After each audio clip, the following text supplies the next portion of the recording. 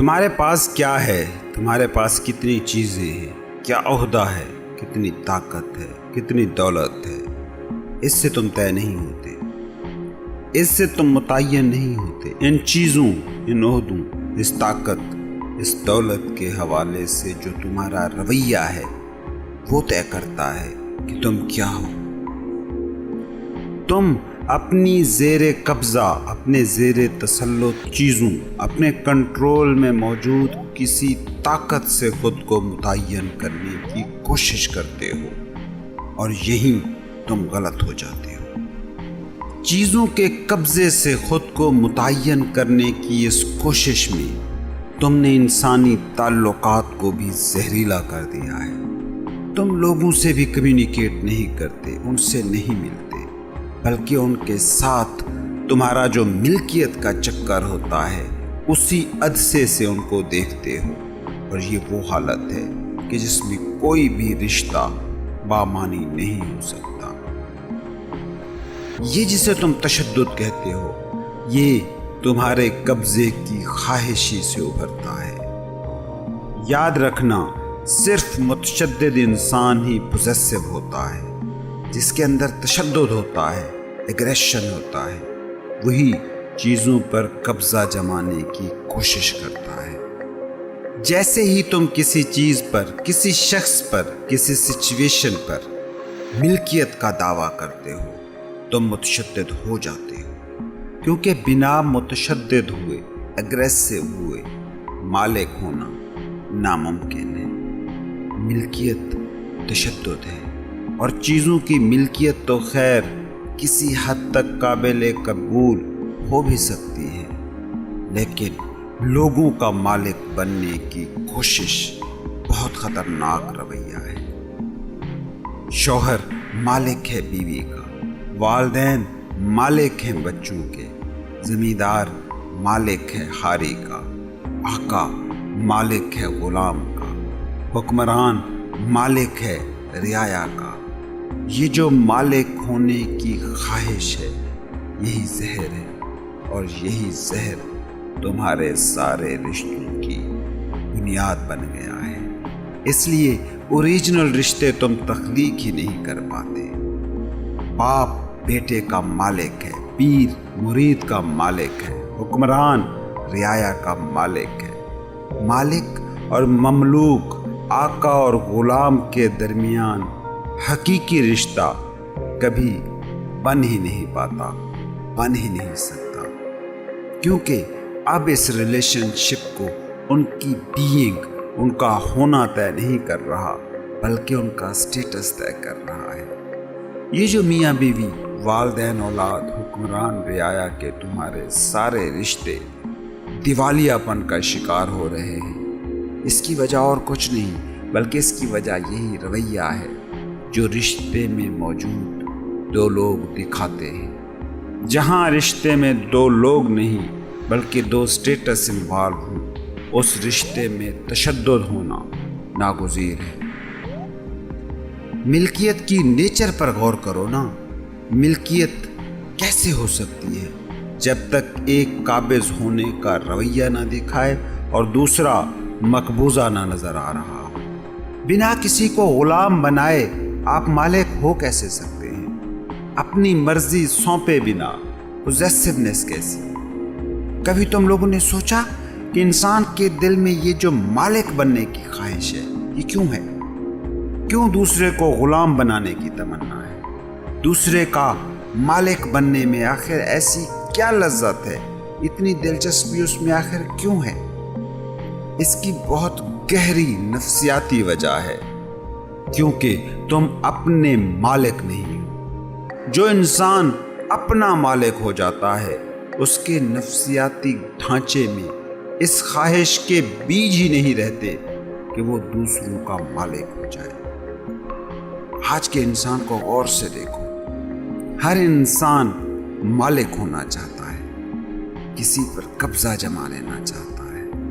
وہ بھکاری جو سارا دن راستے سے گزرنے والے ہر مسافر کی غلامی کرتا ہے، وہ بھی شام کو گھر پہنچتا ہے تو بیوی کا مالک بن جاتا ہے، بچوں کا مالک بن جاتا ہے۔ وہ کلرک जो दफ्तर में 10 लोगों के हुक्म सुनकर घर पहुंचता है वो भी हुक्म चलाने वाला बन जाता है। क्यों? क्योंकि अपनी मिल्कियत तुम्हारे पास नहीं है।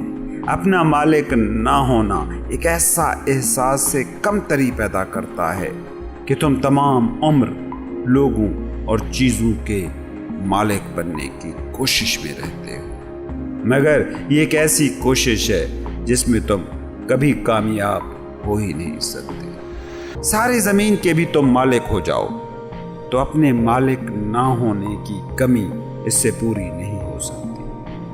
अपना मालिक होना जॉय है, खुशी है, पीस है, स्टिलनेस है, जबकि दूसरे की मिल्कियत सिवाय दुख के और कुछ नहीं। तुम फैक्ट्री मालिक हो, करोड़ों लोग फैक्ट्री का मालिक होना चाहते हैं। क्यों? क्योंकि खुशी चाहते हैं। तुम उस फैक्ट्री के मालिक हो, मगर तुम देखते हो वही फैक्ट्री जो करोड़ों लोगों के लिए खुशी और तस्कीन का ख्वाब है, वो तुम्हें दुख, एंजाइटी और डिप्रेशन दे रही है। गरीबों को खुशी दौलत की मिल्कियत में नजर आती है, लेकिन वो जो दौलत का मालिक है खुश वो भी नहीं है। तुम अपने मालिक हो तो हर चीज तुम्हें खुशी दे सकती है, लेकिन अगर तुम मालिक नहीं हो तो दुनिया की हर मिल्कियत भी अपने नाम लगा लो तो भी तुम खुश नहीं हो सकते। और ये कोई ऐसी रॉकेट साइंस नहीं है कि समझ में ना आए। तुम्हारे सामने ये सब हो रहा है। गरीब भी इतना ही दुखी है जितना अमीर दुखी है। जिसकी मिल्कियत में एक झोंपड़ी है वो भी परेशान है, और जो रियासतों का मालिक है वो भी नींद की गोली बिना सोने से कासिर है। अपना मालिक होना है हकीकी सुकून। सूफी क्यों गदड़ी में भी खुश होता है, महल में भी पुरसुकून? क्योंकि उसका सुकून मिल्कियतों से जुड़ा हुआ नहीं है। उसकी राहत उसकी अपनी मिल्कियत से जुड़ी है। तुम अगर दूसरों पर मिल्कियत चाहते हो और दूसरे का मालिक होना ही असल दुख है। इसलिए कभी गौर करना कि जिसकी मिल्कियतें जितनी ज्यादा होती जाती हैं वो उतना ही दुखी होता जाता है। जिंदगी भर यही एक एहसास से कमतरी कचौके लगाता रहता है कि हम अपने मालिक नहीं हैं, और इस एहसास से कमतरी को एहसास से बरतरी में ढालने के लिए तुम इस कायनात की हर चीज, हर दूसरे शख्स पर कब्जा जमा लेना चाहते हो। मगर ये सारे तुम्हारे कंट्रोल में आ भी जाएं तो भी वो राहत तुम्हें नहीं मिल सकेगी कि जो पाने के लिए तुम ये कब्जे कर रहे हो, क्योंकि ये राहत सिर्फ एक पर मिल्कियत पा लेने से हासिल होती है, और वो एक हो तुम प्यास हो, और तुम पर तुम्हारी मिल्कियत है पानी। तुम्हारी प्यास तुम्हारी मिल्कियत का पानी ही बुझा सकता है, और दूसरों की मिल्कियत को पाकर इस प्यास को बुझाने की अगर तुम कोशिश करोगे तो ये ऐसा ही है कि जैसे कोई आग से प्यास बुझाने की कोशिश करे। दूसरा आग है, दूसरे की मिल्कियत इस आग को खुद में उंडेलने की कोशिश के सिवा और कुछ नहीं। इससे तुम्हारी प्यास और बढ़ती जाती है। देखते नहीं हो, जो जितना ज्यादा कमाता जाता है दौलत की प्यास उसकी बढ़ती जाती है। जो जितना मशहूर होता जाता है मशहूर होने की प्यास और बढ़ती जाती है। जो जितना ताकतवर होता जाता है ताकत की तलब और बढ़ती जाती है। और ये दौलत, शोहरत, ताकत चाहे जिस भी क्वांटिटी में तुम्हारे पास हो जाए तुम्हारी प्यास नहीं बुझ सकेगी, क्योंकि आग की नेचर ही नहीं कि वो प्यास बुझाए। दूसरे का मालिक बनकर अपनी मिल्कियत को आज तक कोई नहीं पा सका है।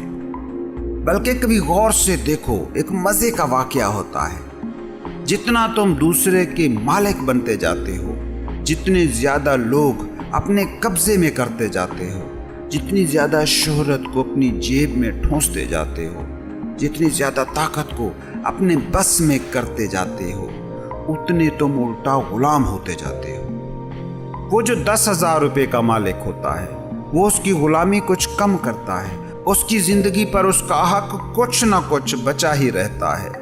लेकिन वही इंसान जब अरबपति हो जाता है तो अब उस पर उसका कब्जा तकरीबन ख़त्म हो जाता है।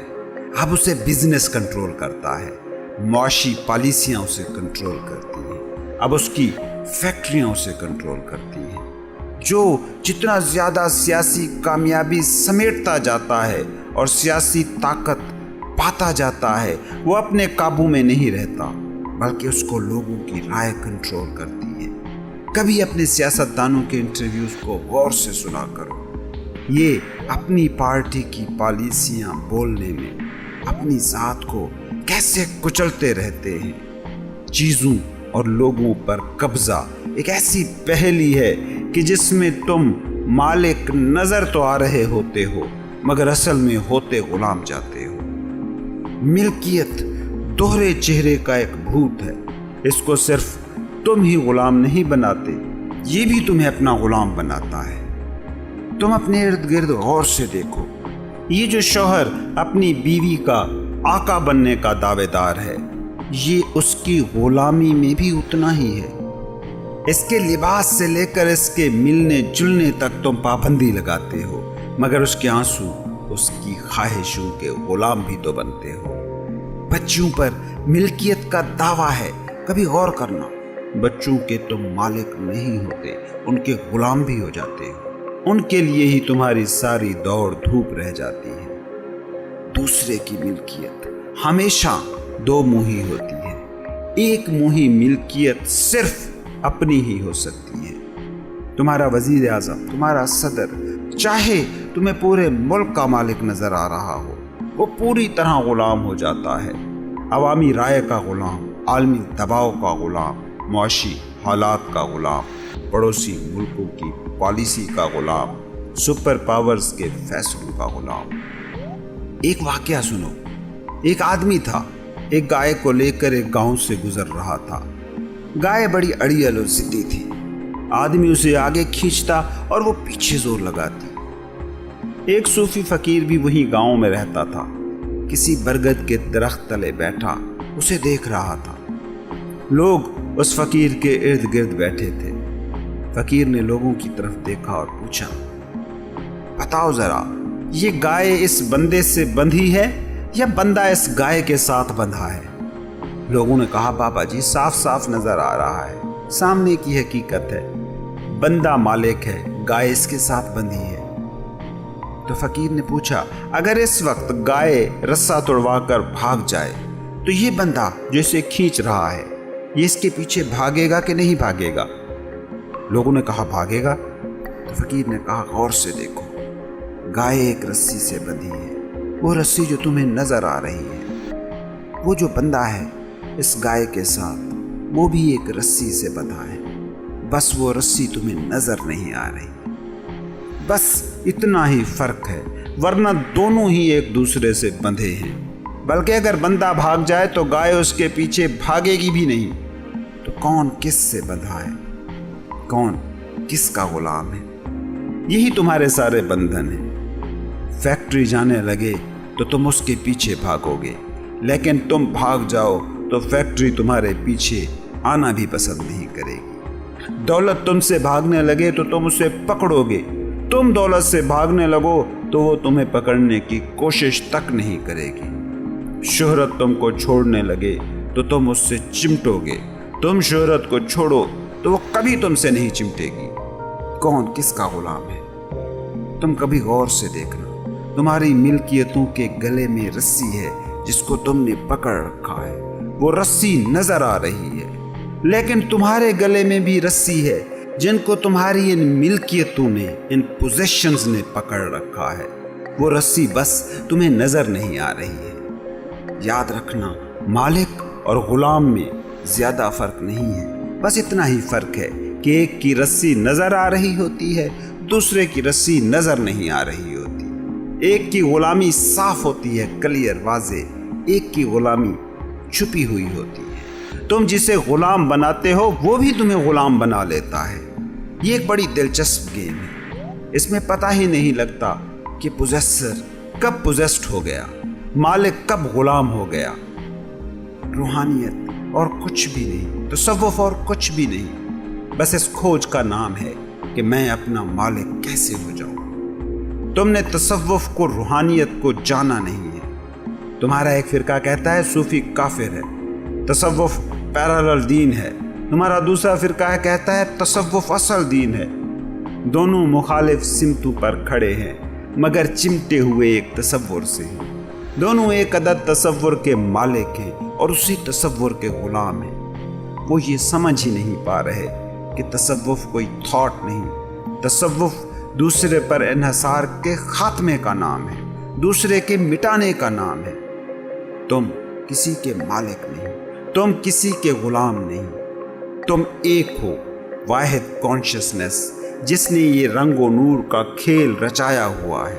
یہ دنیا تمہارے شعور کے دائرے میں ہو رہی ایک ایکٹیویٹی ہے۔ تم بطور کانشسنس بس ایک ہو۔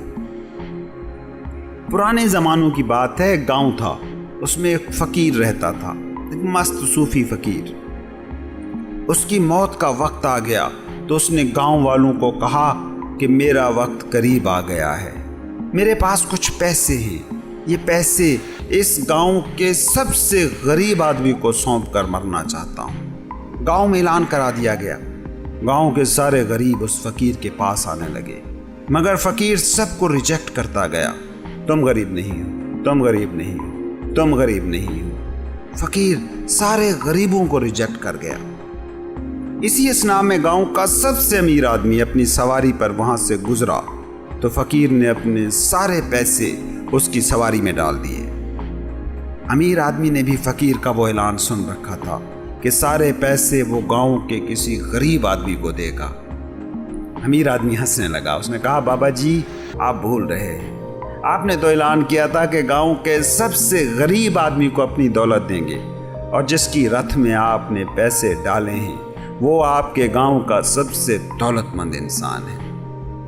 تو فقیر نے اس امیر آدمی کو جواب دیا کہ جس کے پاس کم چیزیں ہیں اس کی غلامی بھی کم ہے، اس کی غریبی بھی کم ہے۔ تمہارے پاس چیزیں زیادہ ہیں، تمہاری غلامی بھی بڑی ہے اور تمہاری غریبی بھی بڑی ہے۔ اور جن کے پاس کم ہے انہوں نے تو شاید زیادہ کو پانے کی امید بھی چھوڑ دی ہے، مگر جن کے پاس زیادہ ہے ان کے اور پانے کی خواہش کا بھی کوئی حساب، کوئی حد نہیں۔ تم سے زیادہ غریب آدمی میں نے آج تک اس بستی میں نہیں دیکھا ہے کہ تمہیں ہر وقت مزید کی ضرورت ہے، اس لیے یہ پیسے میں تمہیں دیتا ہوں۔ فقیر کی بات پر غور کرو، اتنی بھی غلط بات وہ نہیں کہہ رہا۔ بڑے غلام وہی ہیں جنہیں یہ ایلیوژن ہو جاتا ہے کہ وہ دوسروں کے آقا ہیں، اور بڑے غریب وہی ہیں جو باہری چیزوں سے اندر کی غریبی مٹانے کی کوشش کر رہے ہیں۔ یاد رکھو، جیل میں قیدی ہی قید نہیں ہوتا، وہ بھی قید ہوتا ہے جس نے ان کو قید کر رکھا ہوتا ہے۔ قیدی ہی قید نہیں ہوتا، جیلر بھی قید ہوتا ہے، بس فرق اتنا ہے، ایک سلاخوں کے اس طرف ہے، ایک سلاخوں کے اس طرف۔ نہ سلاخوں کے اندر والا بھاگ سکتا ہے، نہ سلاخوں کے پیچھے والا بھاگ سکتا ہے۔ بلکہ لطف کی بات تو یہ ہے کہ سلاخوں کے اندر موجود قیدی تو بھاگنے کے منصوبے بھی بنا سکتا ہے، سوچ بھی سکتا ہے، بھاگنے کی تدبیریں بھی کر سکتا ہے۔ جو سلاخوں کے باہر بیٹھا ہے وہ تو بھاگنے کی تدبیریں بھی نہیں کرتا، بھاگنے کا خیال بھی اس میں پیدا نہیں ہوتا۔ کیوں؟ کیونکہ وہ اس بھرم، اس ایلیوژن کا شکار ہو چکا ہے کہ وہ آزاد ہے، وہ مالک ہے۔ ایک ڈاکوؤں کا گروہ تھا، انہوں نے ایک بار ایک سیاسی لیڈر کو پکڑ لیا، اغوا کر لیا۔ ڈاکوؤں کا یہ گروہ بڑا انٹرسٹنگ تھا۔ انہوں نے لیڈر کو تسلی دی، گھبراؤ نہیں، ڈرو نہیں، ہم دونوں ہی ایک جیسے ہیں، ایک ہی برادری کے لوگ ہیں۔ سیاسی لیڈر نے کہا کہ وہ کیسے؟ ڈاکوؤں کے سردار نے کہا دیکھو، ہم میں بڑی ساری باتیں ہیں جو ملتی جلتی ہیں۔ تمہارے آگے پولیس چلتی ہے، ہمارے پیچھے پولیس چلتی ہے۔ تم پولیس کی طرف سے آگے سے بندھے ہوتے ہو، ہم پیچھے سے بندھے ہوتے ہیں۔ اور ہاں، یہ یاد رکھو، आगे पुलिस हो तो भागना बड़ा मुश्किल होता है, लेकिन पुलिस पीछे हो तो भागने की गुंजाइश भी रहती है। गौर करना कभी, ये जिंदगी का सबसे बड़ा राज है जिसको तुम बांधते हो, जिस पर कब्जा जमाते हो। उसको बांधने के लिए उससे तुम्हें भी बंध ही जाना पड़ता है। ये राजों से भरी जिंदगी है। इनकी बुनियादों को, इनकी तहों को समझ जाओगे तो बाहर को समझना बहुत आसान हो जाएगा।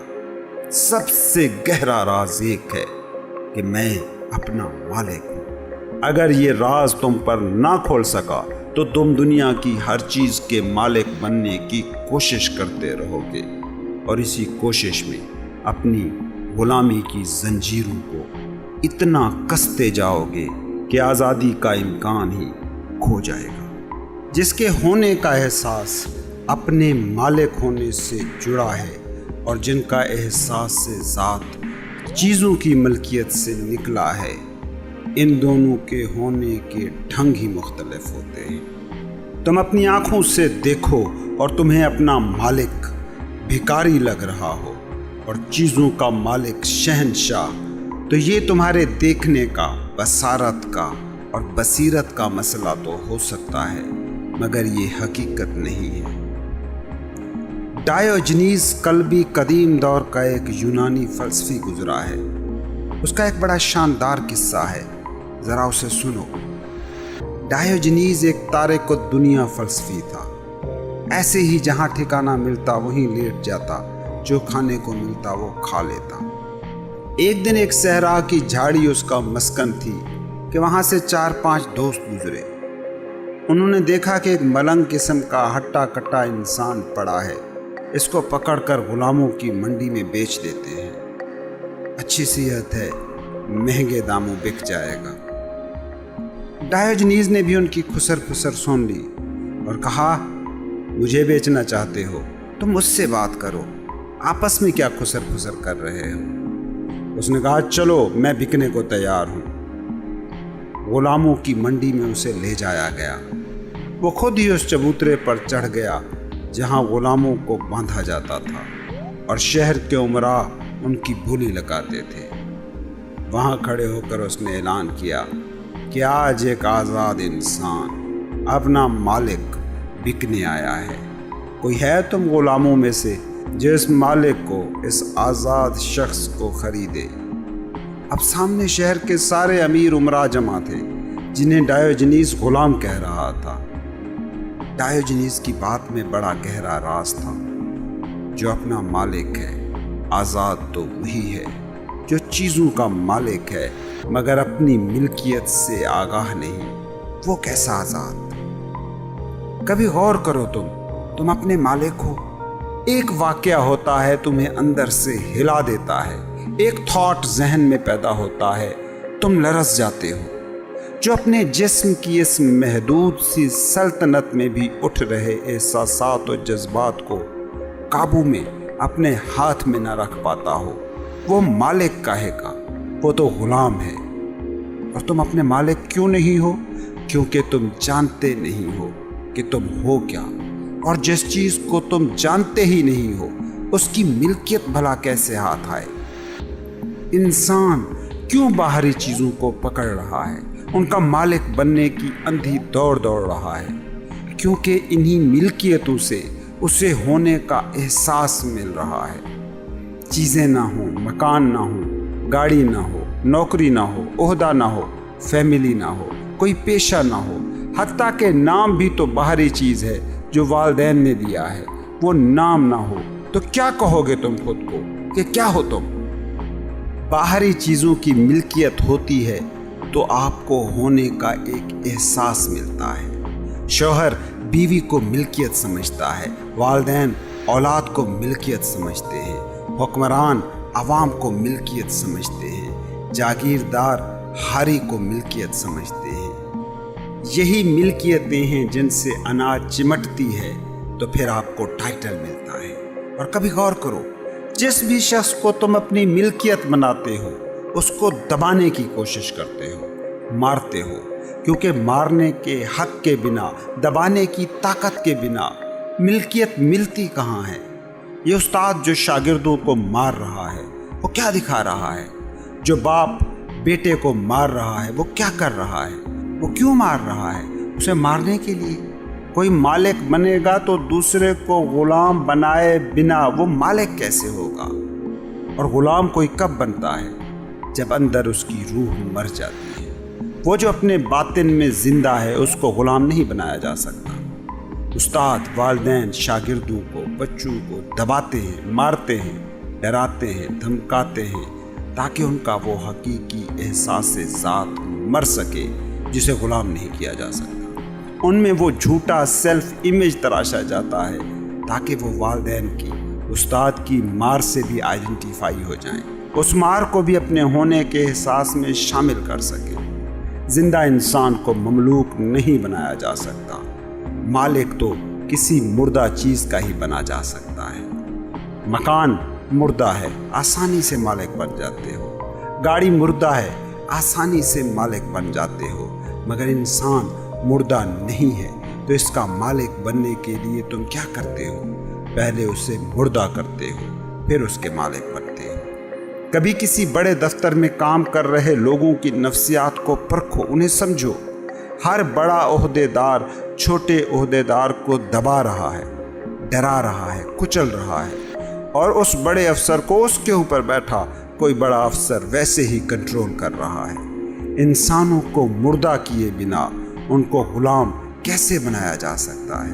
بلکہ کوئی بھی زندہ چیز کیسے غلام بنائی جا سکتی ہے جب تک اس کا ایسنس، اس کا جوہر تباہ نہ کیا جائے۔ تم دیکھتے ہو کئی لوگ ہیں جنہوں نے گھر میں شیر پال رکھا ہوتا ہے۔ وہ شیر بالکل کتے کی طرح ایکٹ کر رہا ہوتا ہے۔ اب اگر شیر ویسا ہی شیر ہوتا جیسا اسے ہونا چاہیے، کوئی جنگل سے شیر لے آتا اور پھر آ کر اسے اپنے گھر میں رکھتا تو پتہ چلتا کہ شیر کو پالنا کیا ہوتا ہے۔ نہیں، شیر کو پہلے ڈرا کے، دھمکا کے، ڈنڈا دکھا کے، بھوکا رکھ کے اس کے احساس سے ذات کو تبدیل کیا جاتا ہے، جھوٹا اور مردہ شیر بنایا جاتا ہے، پھر ہی جا کے وہ قابو میں آتا ہے۔ اب وہ قابو میں ہے تو پالتو ہے، لیکن وہ شیر نہیں ہے، بس شیر کی کھال ہے، شیر کا سٹرکچر ہے۔ تم نے کبھی غور سے دیکھا کہ انسانوں کو بھی سماج اپنے مطابق بناتا ہے تو پھر انہیں قبول کرتا ہے۔ زندہ انسانوں کو معاشرہ کبھی قبول نہیں کرتا۔ ہزار رسمیں، روایتیں، قوانین، جیل خانے، عدالتیں بنائی جاتی ہیں تاکہ انسان ویسا ہو سکے جیسا معاشرہ قبول کرتا ہے۔ معاشرہ ہر انسان کو قبول نہیں کرتا۔ دیکھتے ہو جو تھوڑے سے بھی معاشرے کی روش سے ہٹے ہوئے انسان ہوں انہیں تم کلنک بنا دیتے ہو، انہیں باغی کہتے ہو، بدتمیز کہتے ہو، مجرم کہتے ہو، اور پتہ نہیں کیا کیا۔ کیوں؟ کیونکہ وہ سماج کی فیکٹری کے مطابق بنے ہوئے روبوٹ نہیں ہیں۔ زندہ انسان کو روبوٹ نہیں بنایا جا سکتا۔ زندہ انسان کے احساس ذات کو، اس کی آئی ایمنس کو پہلے ڈومیسٹیکیٹ کیا جاتا ہے۔ معاشرے کو کاریگر چاہیے، معاشرے کو ڈاکٹر چاہیے، معاشرے کو عالم چاہیے، وکیل، جج، پولیس والے، سیاستدان، پائلٹ چاہیے۔ اس کے لیے ساری اسکیمیں تیار کی جاتی ہیں۔ بقا کو کرنسی، نوٹوں سے جوڑا جاتا ہے۔ زندہ رہنے کے لیے پیسے کو ضروری سمجھنے کی سوچ ڈیولپ کی جاتی ہے۔ کامیابیوں کو عہدوں اور بینک بیلنسز سے جوڑا جاتا ہے۔ جب یہ سارے ڈر، ساری لالچیں بچے میں مستحکم ہو جاتی ہیں تو پھر اسے معاشرے کی فیکٹری کا آسانی سے پرزہ بنایا جا سکتا ہے۔ لیکن اگر کوئی زندہ انسان تمہارے اداروں میں، تمہارے دفتروں میں آ جائے تو ادارے، دفتر پریشان ہو جاتے ہیں۔ اسکول میں دیکھتے ہو بچوں کو سکھایا جاتا ہے کہ یہ ہماری روایات ہیں، یہ اصول ہیں، ان پر تم نے عمل کرنا ہے۔ کبھی غور کرو ساری روایتوں پر۔ ساری روایتیں طاقتوروں کے حق میں ہوتی ہیں۔ بچہ ماں باپ کا احترام کرے، طالب علم کو استاد کا احترام کرنا چاہیے، عوام کو حکمران کی اطاعت کرنی چاہیے، مقتدی کو امام کی پیروی کرنی چاہیے، مرید کو پیر کی اطاعت کرنا چاہیے۔ اب ان دونوں قسم کے لوگوں کی الگ الگ فہرست بنائیں۔ ایک طرف ہیں والدین، استاد, حکمران, امام, پیر. تو دوسری فہرست میں آتے ہیں بچے, طالب علم, عوام, مقتدی اور پیر. پہلی فہرست میں سارے طاقتور ہیں, دوسری فہرست میں سارے کمزور ہیں. تو آپ کی روایات جو نسلوں سے منتقل ہو رہی ہیں وہ کیا ہیں؟ کمزوروں کو طاقتوروں کا مطیع رکھنے کا ٹول. اور ان کا کیا مقصد ہے؟ ایک طرف ملکیت کا دعویٰ رکھنے والے ہیں, دوسری طرف وہ جن کو ملکیت بنایا جاتا ہے. جن کو ملکیت بنانا مقصد ہوتا ہے, ان کی آئی ایم نیس کو دبانے کے لیے ہی تم سارے اصول بناتے ہو, رواج اور روایتیں بناتے ہو. کسی زندہ انسان کو غلام نہیں بنایا جا سکتا. اسی لیے تو بچہ پیدا ہوتا ہے اور تمہاری ملکیت کی جد و جہد بھی شروع ہو جاتی ہے, کیونکہ وہ اپنی اوریجنل حالت میں رہا تو تم اس کے مالک کبھی نہ ہو سکو گے. زندہ انسان کو تم قابو میں نہیں رکھ سکتے. قابو میں رکھنا ہے تو پھر اس کی آئی ایم نیس کو مارنا ہوگا. جب تک اس کی روح مرے گی نہیں تب تک تم مطمئن نہیں ہوگے, اور جب اس میں روح مر جاتی ہے پھر تم مطمئن ہو جاتے ہو کہ ہاں اب یہ کہیں نہیں جائے گا. بالکل سرکس کے اسی ہاتھی کی طرح جسے اس کے بچپن میں ایک کمزور سی رسی سے باندھا جاتا ہے. ہاتھی اب بڑا ہو جاتا ہے اور چاہے تو ایک جھٹکے سے رسی توڑوا دے مگر نہیں توڑتا. کیوں؟ کیونکہ اب وہ زندہ ہاتھی بچا ہی نہیں. اب ہاتھی کی شکل کا وہ روبوٹ ہے. اب اس کی رسی چھوڑ بھی دو تو وہ کہیں بھاگے گا ہی نہیں. اور سب سے دلچسپ بات پتہ ہے کیا ہے؟ دلچسپ بات یہ ہے کہ جس کو مار کر تم اس کے مالک بنتے ہو, اس کے مالک ہونے کی لذت بھی کھو جاتی ہے. مردہ ملکیت کبھی زیادہ دیر تک تمہیں خوشی نہیں دے سکتی. سوچو کبھی اس مکان کے بارے میں جس کو حاصل کیا تھا تم نے اتنی مشکلوں سے, اتنے جتن کر کے جو مکان تعمیر کرتے ہو. چند سال تک اس میں رہنے کے بعد اس میں کوئی دلچسپی نہیں رہ جاتی, چاہے وہ مکان محل ہی کیوں نہ ہو, چاہے اس محل کو کروڑوں لوگ حسرت بھری نظر سے دیکھنے والے ہی کیوں نہ ہوں, مگر اس محل کے مکینوں کو اس میں کچھ ایسا نظر نہیں آتا جو ان کے دل کی دنیا میں کوئی ہلچل پیدا کرے. جس نوکری جس عہدے کو پانے کی بڑی حسرت ہوتی ہے, وہی نوکری وہی عہدہ چند سال میں بوجھ بن جاتا ہے. جس ڈریم کار کو پہلے دن لا کر تم خوشی سے پھولے نہیں سما رہے تھے, اب اس میں تمہاری کوئی دلچسپی کیوں باقی نہیں ہے؟ اور ٹھیک یہی کچھ تمہاری انسانی ملکیتوں کے ساتھ بھی ہوتا ہے. کبھی غور سے دیکھنا کہ وہ بچہ جو تمہارے مطابق ہی مکمل ڈومیسٹیکیٹ ہو جائے, پالتو انسان بن جائے, وہ زندگی کی دوڑ میں خود بھی ناکام ہوتا ہے, والدین کی بھی اس میں کوئی دلچسپی نہیں رہتی. وہ ایک ناکارہ پرزے کی طرح گھر میں رہتا ہے اور پالتو روبوٹ کی طرح معاشرے کو سرو کرتا ہے. وہ باس جو ہر ملازم کو اپنے حکم کے مطابق چلانا چاہتا ہے, اس کی دلچسپی سب سے پہلے اپنے اسی ورکر میں کم ہوتی ہے جو مکمل طور پر اس کے مطابق ہو جاتا ہے. مردہ چیزوں کی ملکیت ایسی ہی ہوتی ہے کہ اس میں زیادہ دیر تک تمہاری دلچسپی نہیں رہ سکتی.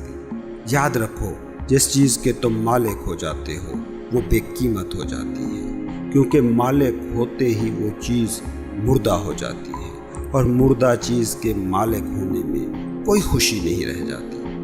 کبھی تم نے نوٹس کیا کہ محبوبہ جتنی خوشی دیتی ہے بیوی کبھی اتنی خوشی نہیں دے پاتی؟ کیوں؟ لیکن محبوبہ کو بیوی بنانے کی خواہش ہر محبوب میں ہوتی ہے, کیونکہ محبوبہ کی ملکیت نہیں ہے بھی تو کنفرم نہیں ہے, جبکہ بیوی کی ملکیت کنفرم ہوتی ہے. اس لیے تو انسان ہر چیز کو اپنے نام لگوانے کے چکر میں رہتا ہے. خاتون محبوبہ تھی, مرد محبوب تھا, تو اس تعلق میں لطف ہی کچھ اور تھا. وہی محبوبہ یا محبوب شوہر یا بیوی بن گئی تو اب اس تعلق میں وہ لطف باقی نہ رہا, کیونکہ ملکیت کا پیپر ہاتھ میں آ گیا, اور جس بھی چیز کے تم مالک ہو گئے, آہستہ آہستہ وہ چیز اپنی دلکشی کھو دے گی, بے معنی ہو جائے گی. کبھی غور کرو, جس انسان کو تم پانے کی خواہش کرتے ہو اس خواہش میں بڑا مزہ ہوتا ہے، لیکن جب اسی انسان کو تم پا لیتے ہو تو وہ آہستہ آہستہ بے معنی ہو جاتا ہے۔ کبھی غور سے دیکھیے گا، وہ لوگ جو لوگوں کو اپنا بنانے میں زیادہ دلچسپی رکھتے ہیں، ان پر جلدی وہ وقت آتا ہے کہ وہ لوگوں میں دلچسپی کھو دیتے ہیں۔ گھر کا وہ شخص جو گھر کے لوگوں کو اپنے مطابق بنانے کے چکر میں رہتا ہے، وہ اس گھر کا پہلا فرد ہوتا ہے جو گھر والوں سے بیزار ہوتا ہے، کیونکہ لوگوں کو اپنے مطابق بنانے میں کوشش کرنا پڑتی ہے، بہت مشقت سہنا پڑتی ہے۔ یہی لوگ ہوتے ہیں جو بعد میں چیزوں کو ملکیت بنانے کی جدوجہد میں لگ جاتے ہیں۔ وہ مکانوں، دکانوں، بزنسوں، شہرتوں اور طاقتوں کے پیچھے بھاگتے ہیں، کیونکہ ان کا مالک بننے کے لیے انہیں بدلنے کی ضرورت ہی نہیں پڑتی، بس کاغذات ہی اپنے نام کرانے پڑتے ہیں۔ اس لیے جو لوگ چالاک ہوتے ہیں وہ جلد ہی لوگوں پر ملکیت جمانے کی بجائے چیزوں کے مالک بننے کی دوڑ میں پڑ جاتے ہیں۔ اس سے ان کی مشقت تو کم ہو جاتی ہے، مگر سکون نام کی کسی چیز سے وہ پھر بھی محروم رہتے ہیں، کیونکہ سکون، اطمینان، خوشی تو بس ایک ہی ملکیت میں ہے، اپنی ملکیت میں۔ اس لیے تم دنیا کے نامور ترین فاتح دیکھ لو، تاریخ کے امیر ترین لوگ دیکھ لو، کئی لوگ تمہیں ایسے مل جائیں گے کہ جنہوں نے سب کچھ پا کر سب کچھ چھوڑ دیا اور صوفیوں کے پاؤں میں جا بیٹھے، مگر آج تک ایک بھی حقیقی صوفی، ایک بھی فقیر اپنی فقیری کو چھوڑ کر چیزوں کے پیچھے چلنا شروع نہیں ہوا۔ آخر کیا ایسی لذت ہو سکتی ہے جنگلوں، صحراؤں، غاروں میں پڑے رہنے سے، اپنی گدڑی میں مست رہنے سے؟ ایک ہی لذت، اپنی ملکیت۔ جو اپنا مالک ہے اسے پھر کسی بیرونی خوشی کی خواہش ہی نہیں رہتی۔ تم گھر میں کرسی لے آتے ہو تو بس تم اس کے مالک ہو، اب اس پر بیٹھو نہ بیٹھو کوئی پرواہ نہیں ہوتی، لیکن گھر میں کسی انسان کو لے آؤ تو پہلے اسے کرسی بنانے میں مشقت کرنی پڑے گی، پریشانی اٹھانی پڑے گی، اور جب اس شخص کو کرسی بنا لیتے ہو تو ایسا نہیں ہوتا کہ کامیاب ہو گئے، بلکہ اب پریشانی پھر شروع ہو جاتی ہے، کیونکہ انسان جب کرسی بن جاتا ہے تو پھر اس میں وہ معنی، وہ لذت رہ ہی نہیں جاتی۔ مطلب یہ ہے کہ لوگوں کے مالک بننے کی ضرورت ہے یا چیزوں پر قبضہ جمانے کی چاہت، دونوں ہی فضول کوششیں ہیں۔ ہاں، جو چالاک ہوتے ہیں وہ اتنے چالاک ضرور ہوتے ہیں کہ وہ چیزوں پر محنت کرتے ہیں، دولت کمانے پر، مکان بنانے پر، گاڑیاں اکٹھی کرنے پر، بینک بیلنس بنانے پر محنت کرتے ہیں، اور جو نادان لوگ ہوتے ہیں وہ لوگوں کا مالک بننے کی کوشش کرتے رہتے ہیں۔ وہ چالاک اس لیے ہیں کہ مردہ چیزوں کا صرف مالک بننا ہوتا ہے، اور دوسرے نادان اس لیے ہیں کہ وہ ڈبل مشقت کرتے ہیں۔ وہ پہلے زندہ لوگوں کو مردہ بنانے پر محنت کرتے ہیں اور پھر مالک بنتے ہیں، جبکہ آخر میں دونوں کی حالت پھر وہی ہوتی ہے کہ جو شاعر نے اس شعر میں بیان کی ہے: ایک اور دریا کا سامنا تھا منیر مجھ کو، میں ایک دریا کے پار اترا تو میں نے جانا۔ وہ چالاک ہے جو چیزوں کا مالک بننے کے پیچھے جاتا ہے، وہ نادان ہے جو لوگوں کا مالک بننے کی کوشش کرتا ہے، مگر یہ دونوں ہی زندگی کے سب سے بنیادی راز سے جاہل ہیں۔ دونوں ہی یہ نہیں جان پا رہے کہ ہم نہ چیزوں سے خود کو بھر سکتے ہیں نہ لوگوں سے خود کو بھر سکتے ہیں۔ تمہیں اگر کوئی چیز بھر سکتی ہے تو وہ ہو تم خود سے بھر جاؤ تو پھر اور کسی چیز کی ضرورت ہی نہیں رہتی۔ کوئی باہری چیز یا باہری شخص پھر تمہیں مکمل کرنے والا نہیں رہ جاتا، پھر تم خود میں ہی مکمل ہو۔ یاد رکھنا، تم بھر سکتے ہو تو صرف خود سے بھر سکتے ہو، اور کہیں کوئی بھراؤ نہیں ہے۔ اس دنیا میں جو بھی آج تک بھر پایا ہے وہ خود سے ہی بھر پایا ہے، کبھی کسی کو چیزوں یا لوگوں نے نہیں بھرا ہے، نہ بھر سکتا ہے۔ تم اپنے مالک ہو جاؤ، تم بھر گئے۔ تم اپنے مالک ہو تو یہ اب تم پر ہے کہ اس وقت تم خوشی چاہتے ہو یا غم چاہتے ہو، کام چاہتے ہو یا بے کام بیٹھنا چاہتے ہو۔ یہ ہے تمہاری ملکیت، یہ ہے تمہاری جنت۔ جو تم چاہو وہ سوچو، جو تم چاہو وہ فیل کرو۔ ملکیت یہی تو ہے۔ سوچو، اگر تمہارے بس میں، تمہارے کنٹرول میں ہو تو کیا چنو گے، خوشی یا غم؟ یقیناً خوشی۔ پھر تم خوش کیوں نہیں ہو؟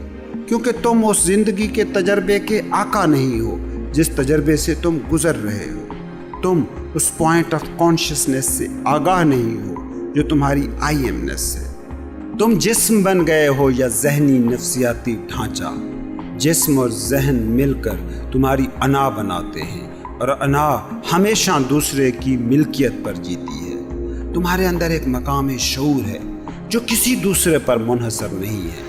اگر تم اس سے ایک ہو تو پھر تمہیں بھرنے کے لیے کسی چیز کی ضرورت نہیں، تم خود کے لیے کافی ہو۔ تمہارا ایک ہی مسئلہ ہے، تم اپنے مالک نہیں ہو، اور جو اپنا مالک نہیں وہ سکندر بھی ہو جائے تو کچھ نہ پائے گا، اور بھکاری بھی رہ جائے تو بھی کچھ نہ پائے گا۔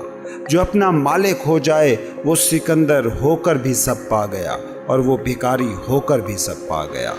سکندر ہونا یا بھکاری ہونا تمہارا مسئلہ نہیں، اپنا مالک ہونا یا نہ ہونا تمہارا مسئلہ ہے۔ کسی دن خاموشی سے تنہا بیٹھو اور خود سے پوچھو، جو بھی تمہارے پاس ہے، جس کے بھی تم مالک ہو، کیا اس سے ذرا سا بھی تم بھر سکے ہو؟ جو بھی کچھ تمہارے پاس ہے، کیا اس نے انچ بھر بھی تم کو بھرا ہے؟ تم دیکھو نا، سب کے پاس کچھ نہ کچھ ہے۔ اس کچھ نے ذرا سا بھی اگر آپ کو بھرا ہے تو اس کچھ کو بڑھانے میں لگے رہو، کیونکہ اگر اتنے سے کچھ بھر گئے ہو تو زیادہ سے زیادہ بھر پاؤ گے۔ لیکن اگر جو کچھ بھی اس وقت تمہارے پاس ہے اس سے تم ذرا سا بھی نہیں بھرے ہو، تو سمجھنا کہ اگر اس کچھ سے میں کچھ بھی نہیں بھر پایا ہوں تو یہ کچھ جتنا بھی زیادہ ہو جائے یہ بھر نہیں سکے گا، کیونکہ یہ کچھ وہ چیز ہی نہیں جو بھرتی ہو۔ یہ تو صاف صاف ریاضیاتی اور شماریاتی مسئلہ ہے، یہ کوئی صوفیانہ راز نہیں، کوئی روحانی حکمت نہیں ہے۔ سادہ سا سوال ہے جو خود سے پوچھنا ہے کہ جو بھی کچھ میرے پاس ہے اس سے کیا میں تھوڑا سا بھی بھر پایا ہوں؟ اگر ہاں تو اور کماؤ اور بناؤ، اگر نہیں تو اس کا مطلب یہ ہے کہ یہ کچھ جتنا بھی زیادہ ہو جائے یہ تمہیں بھر نہیں سکتا۔ لیکن دلچسپ بات یہ ہے کہ دنیا میں آج تک جو بھی انسان آئے ہیں، یہ ان کا تجربہ رہا ہے کہ کچھ بھی انہیں نہیں بھر سکا ہے۔ یہ انسان کا ایک ایسا تجربہ ہے جو جتنی بار بھی دہرایا گیا ہے ثابت ہوا ہے، مگر یہ ہزاروں نسلوں کا تجربہ بھی تمہاری امیدوں، تمہاری خواہشوں سے ہار جاتا ہے۔ کیوں؟ کیونکہ دوسری راہ تمہارے سامنے ہی نہیں ہے، دوسری راہ کہ تم اپنے مالک ہو۔ مالک تو کسی ایسی ہی چیز کا بنا جا سکتا ہے جس کو تم جانتے ہو، اور خود کو تم جانتے ہی کہاں ہو۔ کبھی تم جسم ہو، کبھی تم دماغ ہو، کبھی تم چیزیں ہو۔ تمہاری اصل ملکیت تو وہ ہے جس کا یہ جسم ہے، جس کا یہ دماغ ہے۔ جسم تم کیسے ہو سکتے ہو؟ 1 کلو سے جسم 100 کلو تک پہنچ گیا۔ دماغ تم کیسے ہو سکتے ہو؟ ایک تھاٹ سے دماغ کروڑوں تھاٹس کا میموری کارڈ بن گیا۔ مگر تم میں سے کوئی ہے جو 1 کلو کے جسم کو بھی میں کہتا تھا، 100 کلو کے جسم کو بھی میں کہتا ہے؟ تم میں کوئی ہے جو ایک تھاٹ کے ذہن کو بھی میرا ذہن کہتا تھا، اور 1 ارب تھاٹس کے حامل ذہن کے میموری کارڈ کو بھی میں کہتا ہے؟ وہ میں جو مستقل ہے وہ ہو تم۔ اگر تم اس کے مالک ہو تو تم بھرے ہو، اور اگر اس کی ملکیت نہیں ہے تو دنیا کی کوئی بھی چیز تمہیں بھر نہیں سکتی۔ اور اس کا مالک ہونے کی پہلی شرط ہے اسے جاننا۔ اسے جاننا جو کہتا ہے یہ میرا جسم ہے، اسے جاننا جو کہتا ہے یہ میرا دماغ ہے۔ جس کا یہ جسم ہے، جس کا یہ دماغ ہے، وہ ہے مالک، اور اسی کو جاننا ہے اپنی اصل ملکیت کو جاننا۔ تو میں بات کر رہا تھا کہ انسانوں کا تجربہ تو یہی ہے کہ آج تک وہ خود کے علاوہ کسی چیز سے بھر نہیں سکے۔ انسان سکندر ہو کر بھی خالی ہی مرا ہے۔ بھرے تو وہی فقیر ہیں کہ جو خود سے بھر گئے تھے۔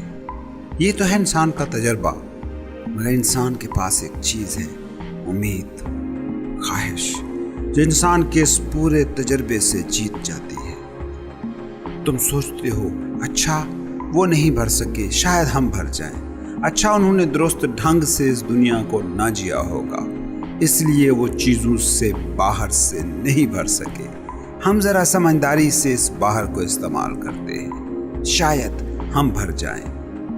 یہ شاید تمہارا بڑا سہارا ہے، یہ شاید सिंबल है तुम में मौजूद उम्मीद का। तुम इतने तजर्बे देख चुके हो मगर शायद को छोड़ने पर तैयार नहीं, क्योंकि शायद तुमको सहारा भी तो देता है। एक गांव था, उसमें एक शख्स रहता था। उसने जिंदगी में 4 शादियां की और हर शादी पहली बीवी के मरने के बाद की। और जब उसकी चौथी बीवी भी मर गई तो वो 5वीं शादी करने लगा।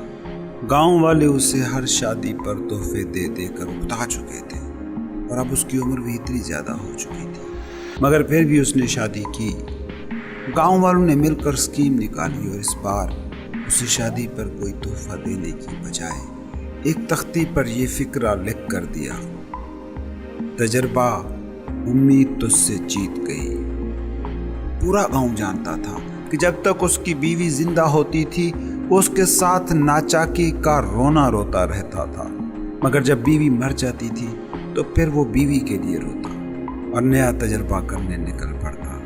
तुम इंसानों को देखो, ये सारे गांव के उसी बुजुर्ग जैसे हैं। इन्होंने कितने तजर्बे किए हैं कि इससे खुशी मिलेगी, इससे खुशी मिलेगी। आज तक किसी को किसी शय से वो खुशी नहीं मिल सकी कि जो उसके अंदर खुशी की तलब को मार देती। मगर इंसान बाहरी चीज़ों से खुद को भरने की कोशिश से बाज नहीं आता। तुम्हारी तारीख गवाह है कि तुमने सब पाया है, साइंस के मैदान से लेकर रहन सहन तक, असले की नौबनो अक़साम से सामाने ऐशो इशरत की रंगीनियों तक, मोहल्लात से लेकर अनवाओ अक़साम के खानों तक, हवाई जहाज़ से लेकर ऑनलाइन शॉपिंग तक।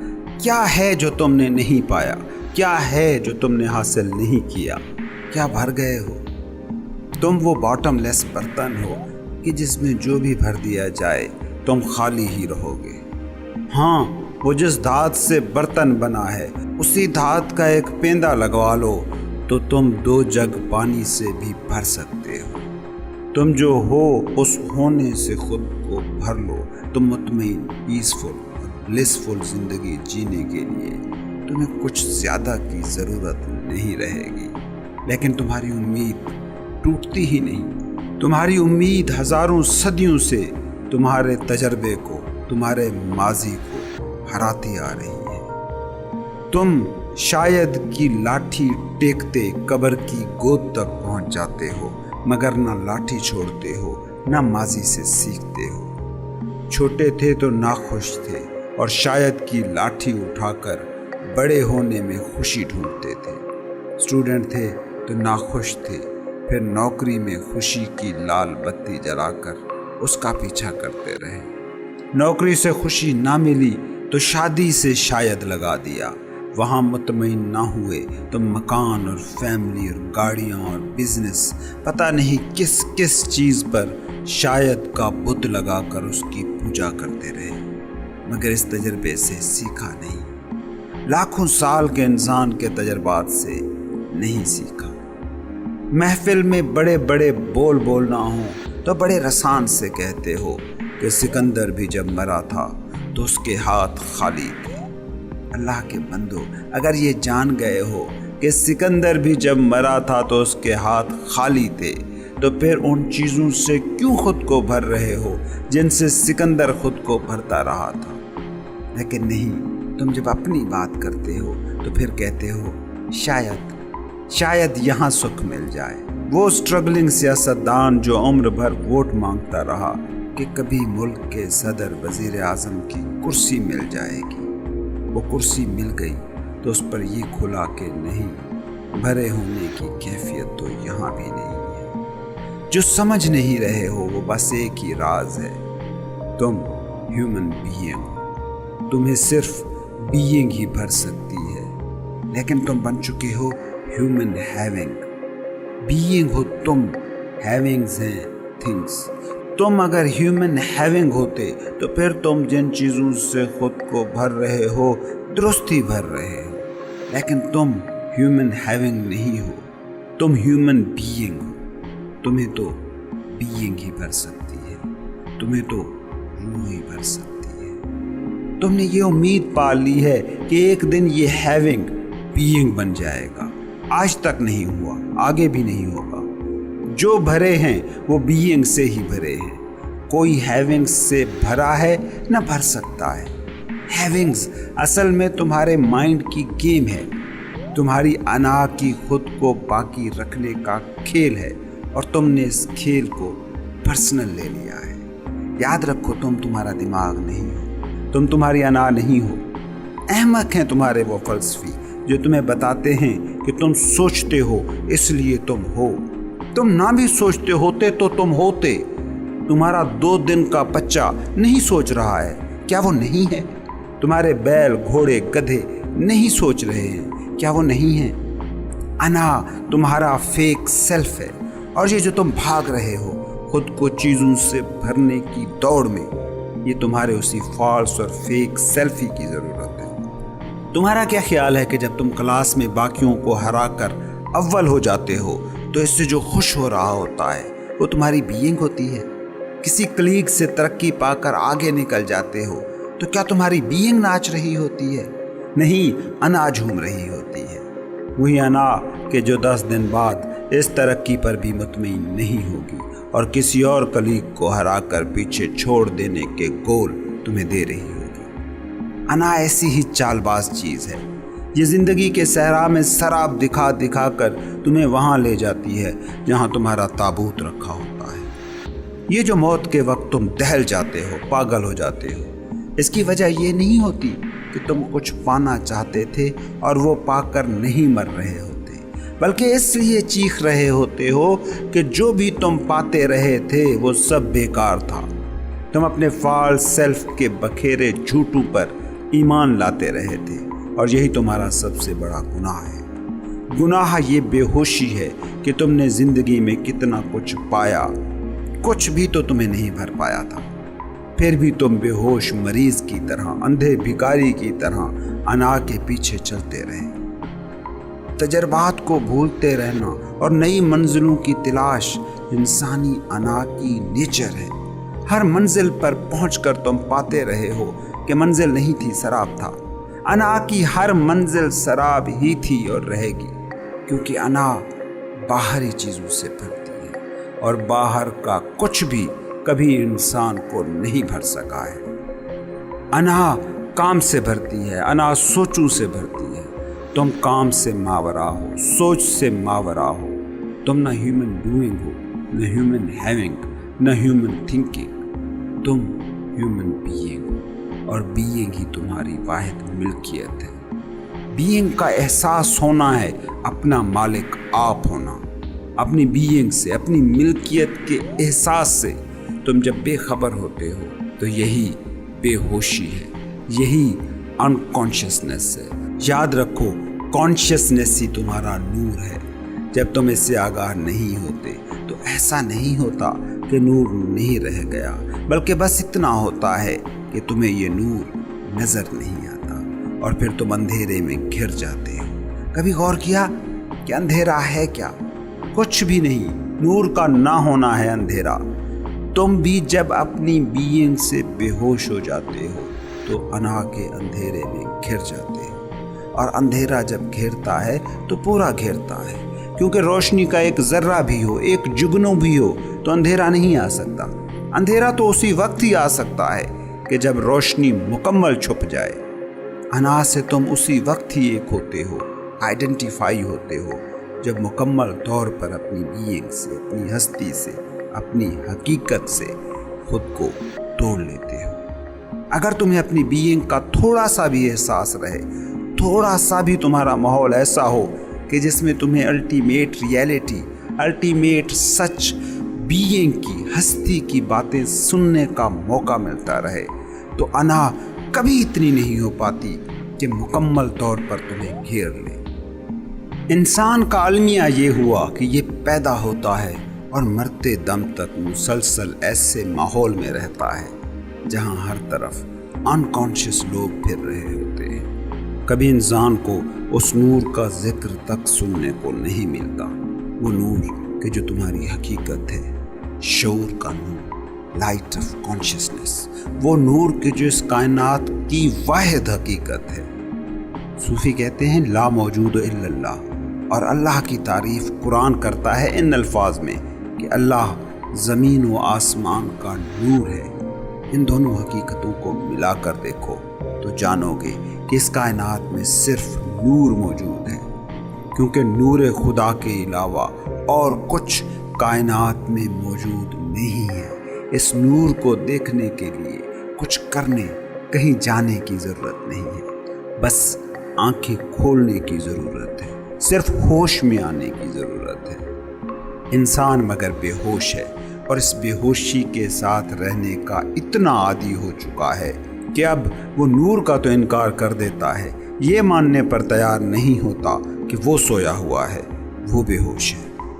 صوفی جب کہتا ہے کہ انا ہے تمہاری بے ہوشی، مائنڈ ہے تمہارا پردہ، خواہشیں ہیں تمہاری منزل کی راہ میں رکاوٹ، تمنا ہے تمہارا دکھ، تو یہ صوفی کو پاگل کہہ سکتے ہیں، مگر یہ سوچنے پر تیار نہیں ہوتے کہ ہم جو نور ہیں اندھیرے میں کیوں ہیں۔ کائنات کا ہر جاندار اگر سکھی، مطمئن، ہونے میں راضی، پرسکون اور پیسفل ہے، مگر ہم جو خود کو سپیریئر کہتے ہیں، ہم کیوں دکھی ہیں، ہم کیوں بے چین ہیں؟ یہ دیکھتے بھی ہیں کہ صوفی جو یہ کہہ رہا ہے کہ انا جھوٹ ہے، مائنڈ سراب ہے، خواہش دکھ ہے، وہ خود کتنا مطمئن ہے، وہ خود کتنا پرسکون ہے۔ یہ کبھی صوفیوں کو جھٹلا نہیں سکے ہیں، جھٹلا نہیں سکیں گے، کیونکہ ان کے اندر وہ مقام موجود ہے جو جانتا ہے کہ یہ صوفی سچ کہہ رہا ہے، مگر یہ اسے قبول نہیں کریں گے۔ کیوں؟ کیونکہ اس کا کہا مانا تو انا نہیں رہے گی، اور انا اپنے آپ کو باقی رکھنے کے لیے ہر حد تک جاتی ہے، اور تم اسی انا کے ساتھ خود کو ایک سمجھ کر بیٹھے ہو۔ یاد رکھو، دنیا میں جو بھی کچھ تم پالو، جو بھی تمہاری ہیونگز ہیں، وہ تمہاری بینگ نہیں بن سکتی، کبھی نہیں بنی ہے، کبھی نہیں بنے گی۔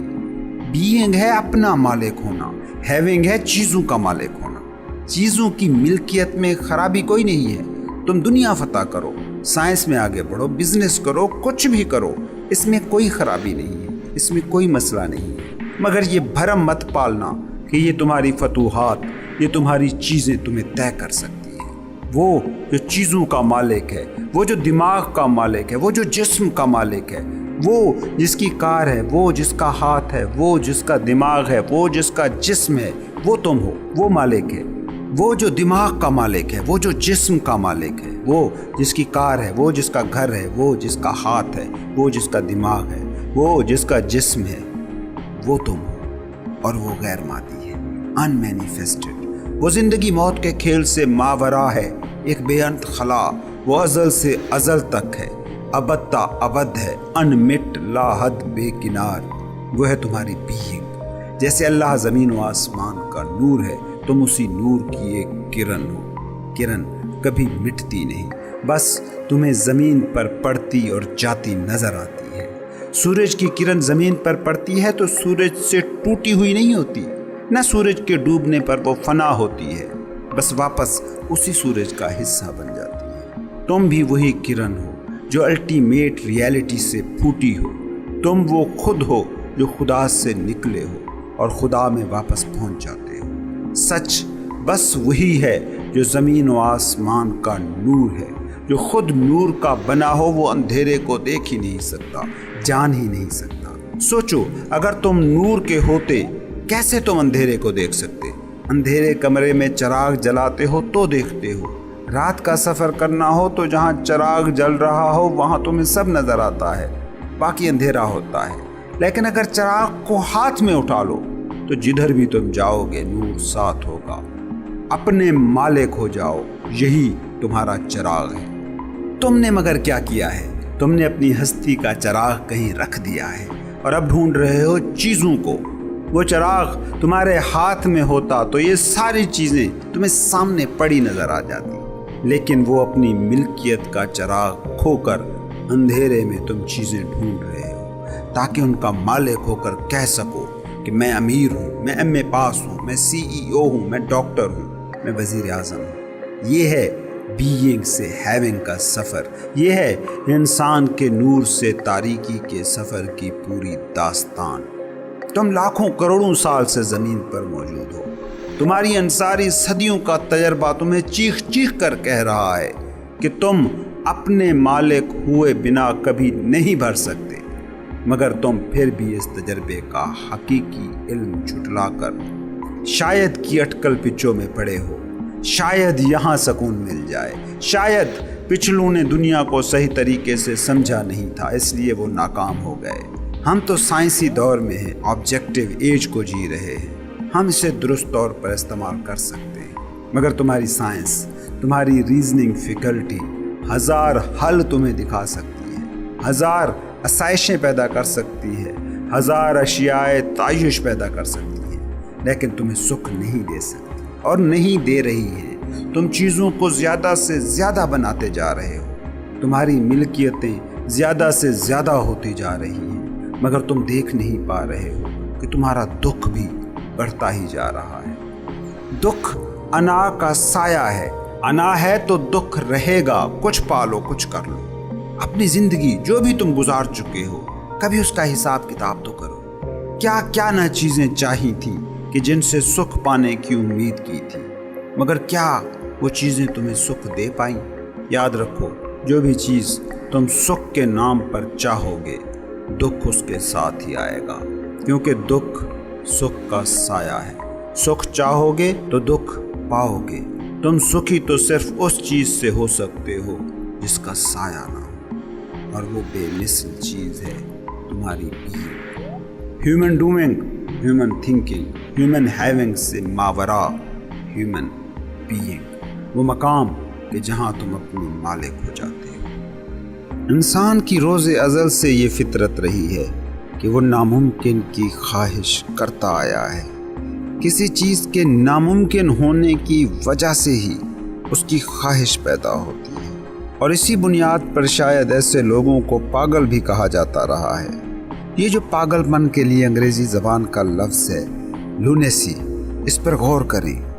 جب خلائی سفر کا ابھی کسی کو خیال تک نہ آیا تھا، تب بھی لوگ چاند پر جانے کی خواہش کیا کرتے تھے، اور ایسے لوگ جن میں یہ خواہش پیدا ہوتی تھی انہیں چاند کی مناسبت سے لونیٹک کہا جاتا تھا۔ یہ ناممکن کی خواہش سے انسان بڑی مدتوں سے جڑا ہے، مگر بہت سی ناممکن خواہشیں آج ممکن ہو گئی ہیں، اور خود وہ چاند پر جانا بھی اب ممکن ہو گیا ہے کہ جس پر جانے کی خواہش کرنے والوں کو دنیا لونیٹک، پاگل کہتی تھی۔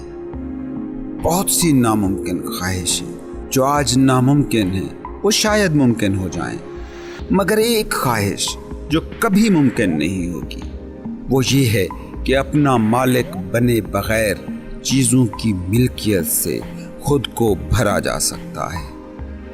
کہتے ہیں ایک بار سکندر اعظم ڈایوجینیز کو ملنے گیا۔ ڈایوجینیز نے پوچھا کہ کبھی تم نے یہ سوچا ہے کہ جب پوری دنیا کو فتح کر لو گے تو تب کیا کرو گے؟ اور پتہ ہے سکندر کا ریئیکشن کیا تھا؟ وہ سچ مچ پریشان ہو گیا تھا کہ واقعی جب پوری دنیا فتح ہو گئی تو پھر میں کیا کروں گا؟ تم لوگ بھی کبھی سوچتے ہو کہ جو تمہاری خواہشیں ہیں، جو تمہاری منزلیں ہیں، جو ہدف ہیں، اگر وہ سارے کے سارے پورے ہو جائیں تو تم کیا کرو گے؟ یقین کرو، یہ جو اس وقت تمہارا دکھ ہے کہ یہ خواہش پوری نہیں ہوئی، یہ پوری نہیں ہوئی، یہ منصوبے رہتے ہیں، وہ کام ہونے سے کچھ بھی نہیں ہوگا۔ جو دکھ تمہیں اس وقت ہوگا جب خدا نہ خواستہ تمہاری تمام خواہشیں پوری ہو جائیں گی۔ ایک بیماری ہے، بڑی نایاب قسم کی نفسیاتی بیماری، کہ جس میں وہ لوگ جو اپنا ہر خواب سچ کر لیتے ہیں تو اس کے بعد خودکشی کر لیتے ہیں۔ تم امیجن کرو، ایک شخص ہے جسے 10,000 روپے میں بڑی دلچسپی ہوتی ہے کیونکہ اس کے پاس پیسے نہیں ہوتے۔ اب وہ شخص فرض کریں کہ ارب پتی بن گیا ہے۔ اب اس کے لیے اس 10,000 کے خواب کی کیا ویلیو ہوگی؟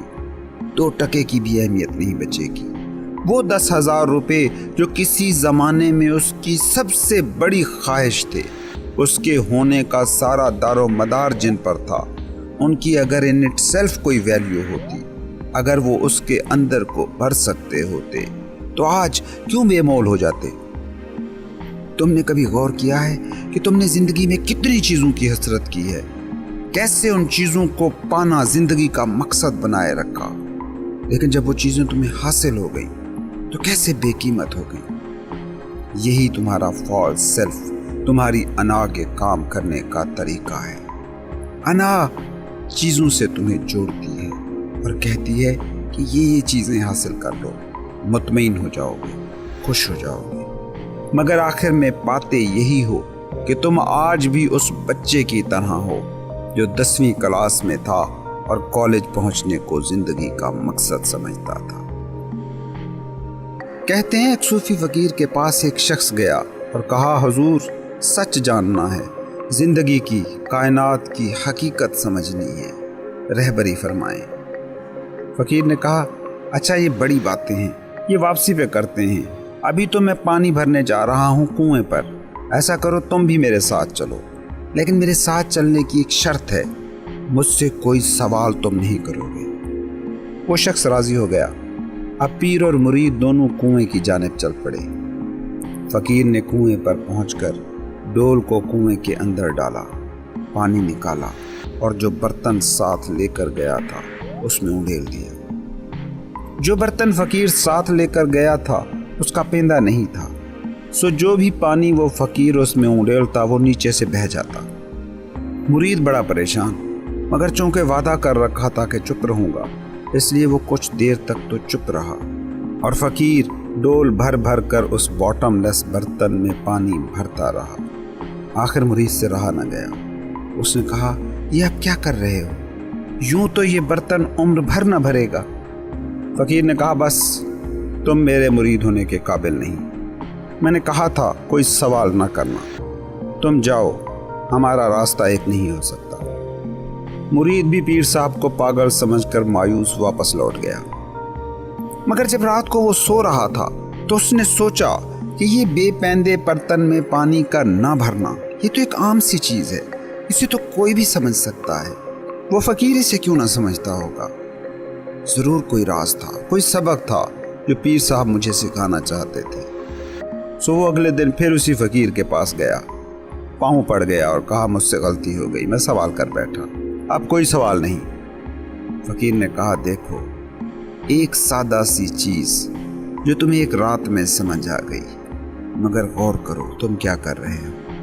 तुम खुद में मौजूद होल को नहीं देख पा रहे, अपनी हस्ती के बर्तन की बेपैंदगी, बॉटमलेसनेस नहीं देख रहे, लेकिन उस बर्तन में चीज़ों को भरने की कोशिश मुसलसल किए जा रहे हो। तुम इसे कैसे भर सकते हो? तुम उफक को देखते हो, यूं लगता है कि जैसे 50-60 मील दूर ही ये फलक ज़मीन से मिल रहा है, मगर जब 50-60 मील चलकर वहाँ पहुँचते हो तो देखते हो कि 50-60 मील की वो दूरी अब भी वैसी ही है। अगर वहाँ आसमान ज़मीन से वाकई मिल रहा होता तो हट नहीं सकता था, लेकिन हकीकत यह है कि आसमान वहाँ नज़र आ रहा होता है, होता नहीं है। ये तुम्हारे देखने का मसला है। तुम्हारे चलने का मतलब ये नहीं है कि तुम उस मकाम को पालोगे जहाँ आसमान ज़मीन से जुड़ा है। आसमान कहीं भी ज़मीन को नहीं छूता है, सिर्फ छूता हुआ दिखाई पड़ता है। चीज़ें भी कभी तुम्हें भर नहीं सकती, बस भरती हुई दिखाई पड़ सकती हैं। इंसान की ख्वाहिशें भी ऐसी हैं, इल्यूजन पैदा करती हैं। इल्यूजन कि इनसे तुम भर जाओगे। जैसे ज़मीन गोल है और इसी गोल होने की वजह से ये सराब पैदा करती है कि ज़मीन और आसमान मिल रहे हैं। ख्वाहिशें, उम्मीद, होप, ये भी वैसी ही गोल है। हर ख्वाहिश, हर उम्मीद यही सराब देती है कि मिल गई, पूरी हो गई तो मैं भर जाऊंगा। मगर वहाँ पहुंचकर फिर वही लगता है कि नहीं, आसमान तो और 50-60 मील आगे ज़मीन को छू रहा है।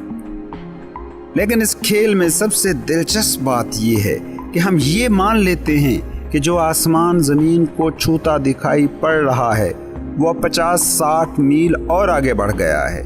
ये हम सोचने पर तैयार नहीं होते कि कहीं ऐसा तो नहीं कि ये आसमान कहीं ज़मीन को छूता ही ना हो। और इससे भी बड़े मज़े की बात यह है कि जो आपसे आगे 50-60 मील खड़े हैं, कि जहां आपको लग रहा है कि आसमान ज़मीन को छू रहा है, वो भी वैसे ही आगे और आगे बढ़े जा रहे हैं। ایک کلرک کو مینیجر کی کرسی بھرنے والی لگ رہی ہے، مگر اسی مینیجر کا بھراؤ کہیں اور آگے CEO کی کرسی میں نظر آ رہا ہے۔ وہ بچہ جو بڑے ہونے کو منزل بنا کر چل رہا ہے کہ اسے سکھ وہی نظر آ رہا ہے، وہ ارد گرد موجود بڑوں کو بھی دیکھ رہا ہے اور یہ بھی دیکھ رہا ہے کہ وہ سکھی نہیں ہے، مگر پھر بھی وہ امید اور شاید کا سراب ساتھ لیے چلے ہی جا رہا ہے۔ غریب امیر ہونا چاہتا ہے اور یہ دیکھ بھی رہا ہے کہ امیر بھی خوش نہیں ہے، مگر اسے پھر بھی یقین ہے کہ میں امیر ہو گیا تو میں خوش ہو جاؤں گا۔ یہ ساری مثالیں سامنے رہتی ہیں، مگر تم دیکھ نہیں پاتے، کیونکہ تم دیکھتے وہی ہو جو دیکھنا چاہتے ہو۔ جو ہے اگر تم وہ دیکھ پاتے تو رک جاتے، اور جیسے ہی تم رکتے تم بھر جاتے۔ رکنا ہے پہنچنا، ٹھہرنا ہے منزل، کیونکہ دوڑ صرف سراب کی ہو سکتی ہے۔ خوشی، سکھ، اطمینان زندگی سے جڑی چیزیں ہیں، اور سوچو زندگی کہاں ہے؟ یہاں، اس لمحے میں۔ اس لمحے میں اگر تم اپنے مالک آپ ہو، تم جو چاہتے ہو وہ سوچ سکتے ہو، تم جو چاہو وہ فیل کر سکتے ہو، تم جو چاہو وہ ہو سکتے ہو، تو تم بھرے ہو، تم پورے ہو، تم اپنے مالک ہو۔ مگر تم ہمیشہ سراب کو دیکھتے ہو، تم ہمیشہ سوچتے ہو کہ کہیں پہنچ کر، کوئی عہدہ پا کر، کوئی دولت پا کر، کوئی شہرت حاصل کر کے تم بھرو گے۔ کبھی نہیں بھرو گے، کیونکہ جو پہنچے ہیں وہ نہیں بھرے ہیں۔ اس کی وجہ یہ ہے کہ مستقبل جس کی طرف تم دیکھ رہے ہو وہ مردہ لمحہ ہے، وہ جیا ہی نہیں جا سکتا۔ تم جب اسے جیو گے تو وہ لمحہ موجود ہی ہوگا، مگر تم نے عادت بنا رکھی ہے مستقبل میں خود کو مکمل سمجھنے کی، کامیابی کو مستقبل سے جوڑ کر رکھنے کی۔ اس لیے جب تم اس مستقبل میں پہنچو گے تو پھر اور آگے دیکھو گے، تم آگے ہی دیکھنے میں اسی پل کو کھوئے جا رہے ہو کہ جہاں مکمل ہوا جا سکتا ہے، جہاں اپنا مالک ہوا جا سکتا ہے، جہاں بھرپور ہوا جا سکتا ہے۔ ایک بھی پل اگر آگے یا پیچھے جی رہے ہو تو تم زندگی نہیں ہو، تم انا ہو، اور انا تمہارا بس ایک نان لیونگ تھاٹ ہے۔ ویسے کیا حیرت کی بات نہیں کہ صدیوں سے انسان دوڑ رہا ہے، کہیں پہنچتا نظر نہیں آ رہا، مگر تم تھوڑی بھی دیر رک کر اس حقیقت کو دیکھنے پر تیار نہیں ہو، کیونکہ تم دھوکہ دینے میں ماہر ہو گئے ہو، دوسروں کو نہیں، خود کو دھوکہ دینے میں۔ 1 روپیہ مل جائے تو تم سوچتے ہو تم سکھی ہو جاؤ گے، وہ مل گیا تو اب چاہتے ہو کہ دوسرا مل جائے تو سکھ مل جائے گا، مگر یہ نہیں سوچتے کہ دوسرا 1 روپیہ بھی اسی پہلے ہی کی کاپی ہے۔ جب پہلا کچھ نہیں کر سکا تو دوسرا کیا کرے گا؟ مگر یہ خیال ہی نہیں آتا۔ کیوں؟ کیونکہ خود کو دھوکہ دینا انا کے ہونے کا ڈھنگ ہے، یہ انا کا وے آف ایگزسٹنس ہے۔ یہ روپے کروڑوں میں بھی پہنچ جائیں تو آسمان پھر بھی تمہیں 50-60 میل دور ہی زمین کو چھوتا نظر آ رہا ہوگا۔ اس پورے میکینزم کو سمجھو۔ سیانہ وہی جس نے پہلے روپے کے ملنے کے بعد جان لیا کہ یہ آسمان زمین کو چھوتا نظر آ رہا ہے مگر چھو نہیں رہا۔ یاد رکھو، 1 روپے کے پیچھے بھاگ رہا اور 100 کروڑ روپے کے پیچھے بھاگ رہا، ان دونوں میں کوئی فرق نہیں ہے۔ دونوں اپنے مالک نہیں، دونوں کسی اور کا مالک ہو کر تسکین پانا چاہتے ہیں، دونوں اس امید میں جیتے ہیں، اور دونوں ہی یہ نہیں سمجھ پاتے کہ امید اور تسکین کے درمیان جو فاصلہ ہے وہ کبھی طے نہیں ہو سکتا۔